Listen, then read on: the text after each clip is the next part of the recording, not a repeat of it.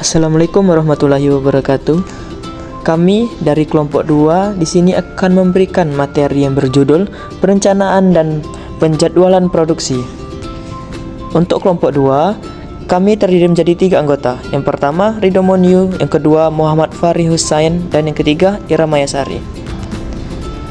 Baiklah, untuk yang pertama, apa itu perencanaan produksi? Definisi proses pengambilan keputusan jangka panjang hingga menengah tentang bagaimana sumber daya produksi yang dialokasikan dan dimanfaatkan untuk memenuhi tujuan produksi. Yang kedua, melibatkan penentuan volume produksi, penggunaan kapasitas, alokasi tenaga kerja, dan kebutuhan bahan baku. Dan yang selanjutnya itu level perencanaan. Level jangka panjang, strategi, penentuan lokasi fasilitas, desain produk, kapasitas, dan biasanya satu atau lebih. Perencanaan jangka pendek, penjadwalan pekerjaan, penjadwalan mesin, penjadwalan tenaga kerja, mingguan, harian, atau bahkan per jam. Referensi, konsep perencanaan agregat, MRV, MPS. Meskipun detailnya mungkin di modul selanjutnya, penting untuk memperkenalkan sebagai bagian dari perencanaan. Tujuan utama perencanaan produksi: memastikan ketersediaan bahan baku dan kapasitas produksi yang memadai. Kedua, mengurangi biaya produksi melalui penggunaan sumber daya yang efisien. Yang ketiga, meminimalkan tingkat persediaan bahan baku barang dalam proses barang jadi.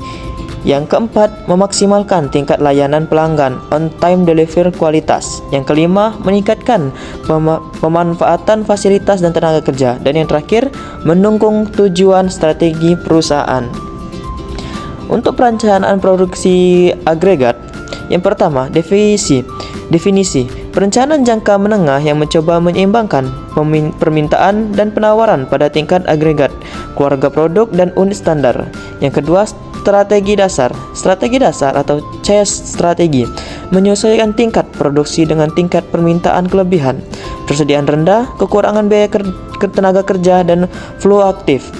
Yang selanjutnya, strategi tingkat konstan, level strategi, mempertahankan tingkat produksi konstan, menyerap fluktuasi permintaan dengan perubahan persediaan atau pesanan tunda.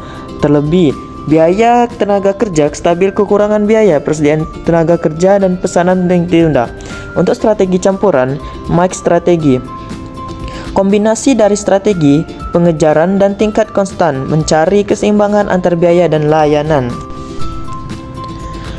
Untuk yang selanjutnya yaitu perencanaan kebutuhan material atau MRV. Definisi sistem informasi berbasis komputer yang digunakan untuk mengelola persediaan komponen dan bahan baku yang dibutuhkan untuk menghasilkan produk jadi. Fungsi utama, menentukan jumlah dan waktu komponen yang dibutuhkan. Yang kedua, memastikan ketersediaan bahan yang tepat pada waktu yang tepat. Yang ketiga, meminimalkan tingkat persediaan. Dan yang selanjutnya, input MRV, jadwal produksi, induk master produksi schedule atau MVS, daftar struktur produk, bill of material atau BOM, catatan persediaan atau inventory recording, output MVR, rencana proses pemesanan terjadwal untuk setiap komponen. Selanjutnya yaitu jadwal produksi induk atau master production schedule MPS. Definisi, rencana produksi untuk produk jadi menunjukkan jumlah dan waktu produk dan akan diproduksi, merupakan output dari perencanaan agregat dan input utama MRV. Fungsi mengurangkai kapan dan berapa banyak setiap produk akhirnya akan tersedia. Karakteristik realistis, terperinci, dan stabil, namun bisa disesuaikan. Prinsip-prinsip dasar penjadwalan. Fokus pada kapasitas, memastikan kapasitas yang tersedia sesuai dengan beban kerja. Fleksibilitas, kemampuan untuk menyesuaikan jadwal terhadap perubahan, misalnya pesanan mendesak, kerusakan mesin. Prioritas, menentukan pekerjaan mana yang harus diselesaikan terlebih dahulu berdasarkan kriteria tertentu. Yang kedua, transparansi, jadwal harus jelas dan dapat dipahami oleh semua pihak terkait. Yang ketiga, optimasi, mencari solusi terbaik untuk memenuhi tujuan, misalnya meminimalkan keterlambatan. Teknik penjadwalan, aturan prioritas, digunakan untuk menentukan urutan pekerjaan di workstation, Beberapa aturan populer: FIFO, first in, first out, pekerjaan yang datang pertama dilayani pertama, sederhana, adil. LIFO, last in, first out, pekerjaan yang datang terakhir dilayani pertama, jarang untuk produksi. SPT, shortest processing time, pekerjaan dengan waktu proses terpendek diproses terlebih dahulu, baik untuk meminimalkan waktu penyelesaian rata-rata. LPT, longest low processing time, pekerjaan dengan waktu proses terpanjang diproses terlebih dahulu. EDD, earliest due date, kerjaan yang tanggal jatuh tempo terdekat diproses terlebih dahulu, baik untuk meminimalkan keterlambatan.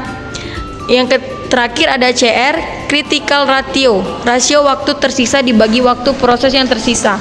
Pekerjaan dengan CR terendah diprioritaskan, dinamis dan mempertimbangkan waktu jatuh tempo dan waktu proses. Alat penjadwalan Gantt chart. Definisi: diagram batang horizontal yang menunjukkan jadwal proyek atau pekerjaan dari waktu ke waktu. Fungsi: visualisasi urutan tugas, durasi, dan tumpang tindih. Memungkinkan manajer melihat kemajuan dan mengidentifikasikan potensi masalah. Kelebihan: mudah dipahami, alat komunikatif yang efektif.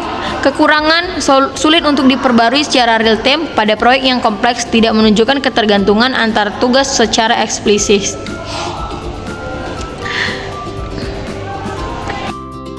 Alat penjadwalan metode jaringan VRT atau GPM. PRT atau Program Evaluation and Review Technique menggunakan perkiraan waktu probabilistik, optimis, paling mungkin pesimis untuk tugas. GPM, Critical Path Method, menggunakan perkiraan waktu deterministik untuk tugas. Tujuan: mengidentifikasi jalur kritis, urutan tugas yang menentukan durasi total proyek, dan menghitung waktu penyelesaian proyek. Manfaat: membantu mengelola proyek besar dan kompleks, mengidentifikasi potensi bottlenecks, dan mengalokasikan sumber daya. Konsep pentingnya: jalur kritis, urutan kegiatan terpanjang yang menentukan durasi proyek, setiap penundaan pada kegiatan di jalur kritis, dan penundaan seluruh proyek. Waktu mengambang, slack atau float, waktu yang dapat ditunda untuk suatu kegiatan tanpa menunda proyek keseluruhan. Referensi halaman 516 dari buku Manajemen Operasi menyebutkan jalur kritis membuat proyek dapat ditunda walaupun ini adalah proyek formatif. Yang salah jawabannya ini menunjukkan relevansi konsep jaluran kritis. Tantangan dalam pemerencanaan dan penjadwalan produksi: ketidakpastian permintaan, fluktuasi pasar, perubahan referensi pelanggan, variabilitas, pasokan keterlambatan, pengiriman bahan baku, masalah kualitas pemasok. Kerusakan mesin dan peralatan membutuhkan penyesuaian jadwal yang cepat. Dan untuk keterbatasan kapasitasnya, mesin, tenaga kerja atau ruang. Kompleksitas produk, banyak komponen, banyak langkah proses. Perubahan teknologi membutuhkan adaptasi sistem dan proses. Tren dan teknologi dalam perencanaan dan penjadwalan. Sistem ERP atau Enterprise Resource Planning, integrasi seluruh fungsi bisnis termasuk perencanaan dan penjadwalan. APS, Advanced Planning and Scheduling, sistem perangkat lunak khusus untuk optimasi perencanaan dan penjadwalan yang kompleks. Big Data and Analysis, penggunaan data historis dan real time untuk memprediksikan permintaan yang lebih akurat dan optimasi jadwal. Kecerdasan buatan atau AI, Machine Learning, otomatisasi dan optimasi penjadwalan belajar dari pola data. IoT atau Internet of Things, sensor pada mesin untuk memantau kinerja dan memberikan data real time untuk penjadwalan yang dinamis. Untuk sumber referensi dari PPT kami bisa dilihat dari daftar pustaka, ada 9 sumber. Bisa dilihat yang pertama, yang kedua, yang ketiga, yang keempat, yang kelima, yang keenam, yang ketujuh, yang ke-8, dan yang ke-9. Itulah sumber buku dari kami semua. Baiklah, mungkin segitu saja materi yang bisa saya bawakan kepada para penonton dan para teman-teman sekalian. Bila ada kata-kata salah, saya mohon maaf. Wabillahi taufiq wal hidayah. Wassalamualaikum warahmatullahi wabarakatuh.